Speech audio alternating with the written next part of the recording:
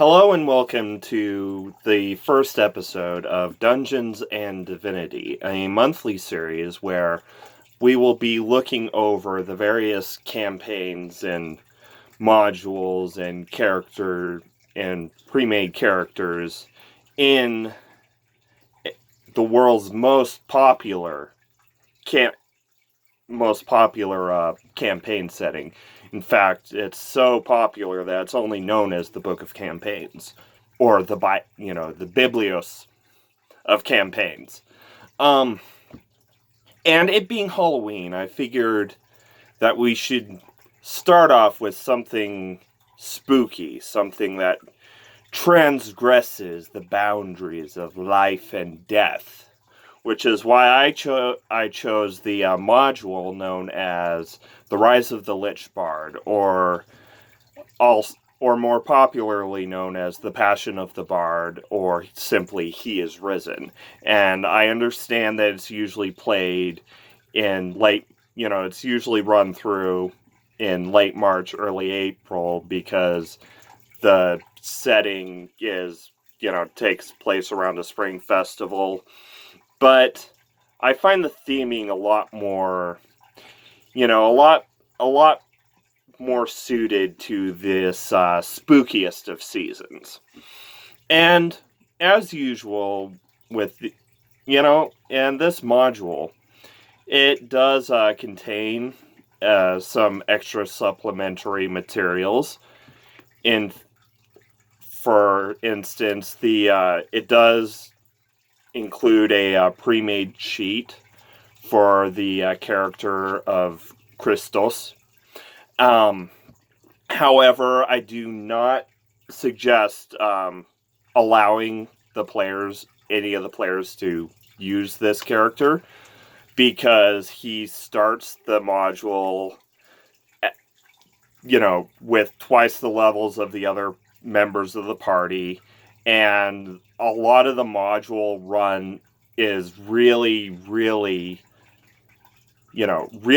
hinges on the Christos character taking very specific actions, which means he's best handled by the DM, the storyteller, what have you. Now, and it's only used in certain groups. Hold on. A bonus spell which is known as transubstantiation. It's available to clerics and paladins, but mostly just clerics. And it has verbal, somatic, and material components, which are consumed by the spell. The material components are unleavened bread and wine, and it's a third level transmutation spell. Once it's cast on the bread and wine, the bread and wine is consumed, it turns into Lich flesh, which gives the consumer 5 times the caster's wisdom score, temporary hit points, along with resistance to necrotic damage. It's a fairly decent buff for the level of spell it is, but I can see why some groups don't really allow it as in their gameplay, because the theming is a bit But so there are several places where you can actually start this module, because technically it is the end of the Messiah campaign, but it works just as well as a one-shot. Now, once again, I do not suggest having the party, any of the players in the party take on the role of the character of Christos, because he once he's over leveled compared to the rest of the party, which may cause resentment, and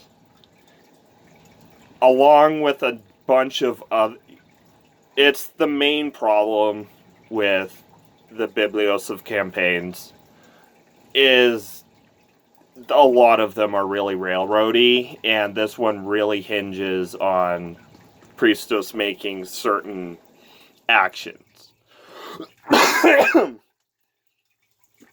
And if you do if you give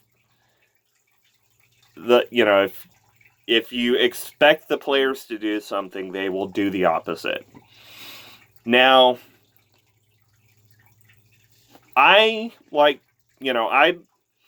it's a very intrigue-heavy campaign, and works very nicely as an evil campaign, but if you run it as an evil module, but if you run it as part of a good module, there's a really eerie twist at the end that I think you'll like. So, I suggest starting it with Christos' triumphant entry into the capital, into the regional capital, because it leads directly into, and I'm going to pause here and say, if any of you are players and you want your DM to run this module, then you should probably turn back, because this will be a spoiler-heavy review. But be sure and share it to your DM to let them see, so they can get some ideas on how to run this. But anyways, so the Christos character enters into the regional capital, and it leads directly into an encounter where he and the party attack the temple as a source of financial and political corruption. And it's a very exciting combat scene. There's a lot of furniture and such that that particularly creative characters can use to their advantage. But, however, this action does anger the local elites. So it leads into a scene where Christos, and the party have dinner in this room, and they discuss what's going to happen. And he gives a cryptic, his behavior is very off. He seems to expect something terrible, and gives a signal to one of the followers, to one of the other party members. It's a pre-made sheet, but once again, even though he's currently, he's leveled with he's at the party's level. The module hinges on his actions, so I suggest having him as an NPC. But if you have a player that you trust that can get the role right, then go ahead and have at it. But he addresses the party's rogue, and gives him says, go and do what you're going to do. And we find out that the party's rogue is planning on turning Christos over to the regional authorities, or the local church, because he's been a very vocal opponent of how the church has been running things.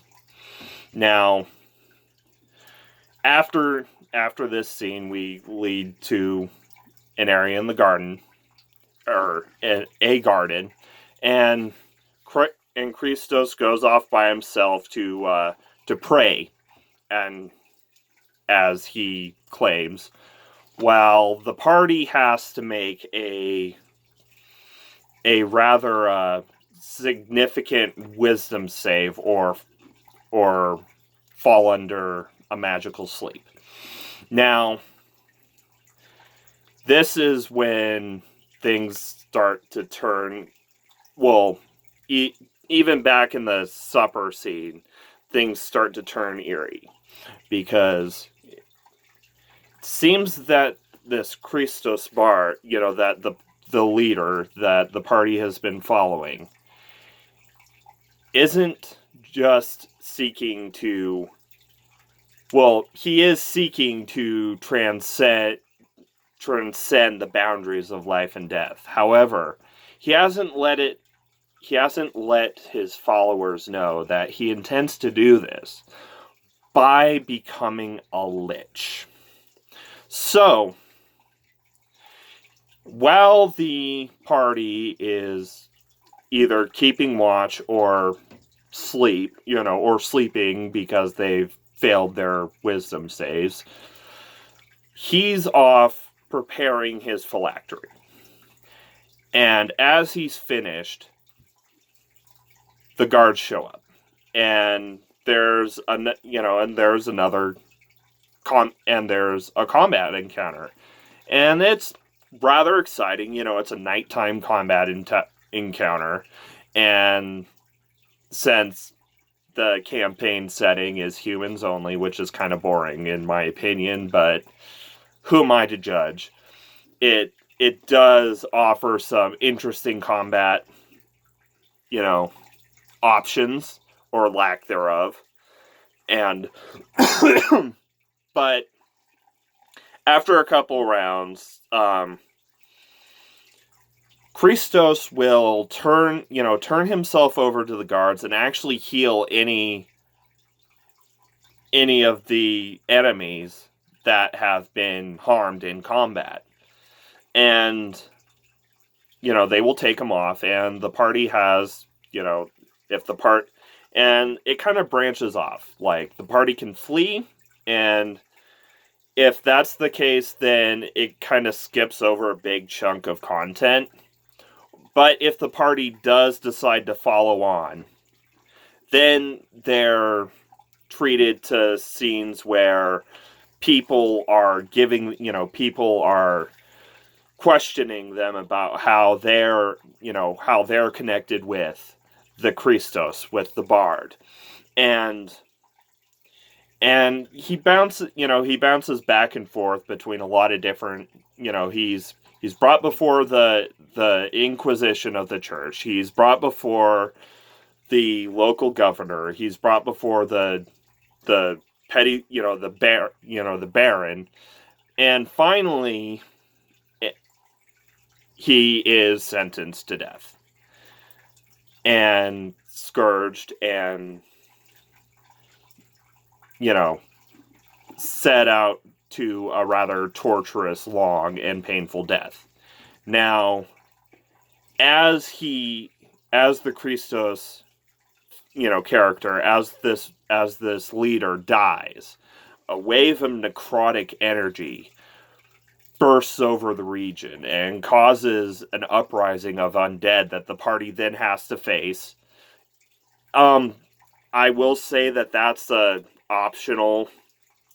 It's an optional side quest, but I suggest putting it in because of the creep factor, and it definitely gives a much bigger hint to the players that something is off with this module. And because a lot of the secret I'm becoming a lich stuff is very behind the scenes.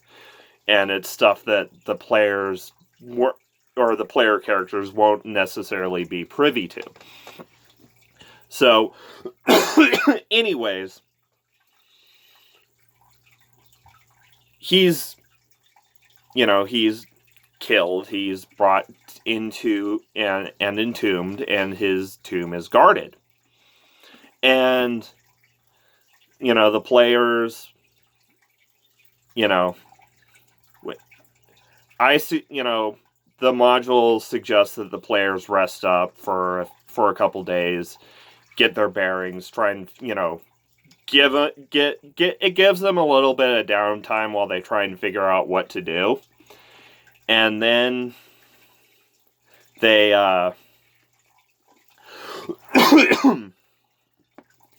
and then either members of the party or NPCs, I suggest having some of the party go over, as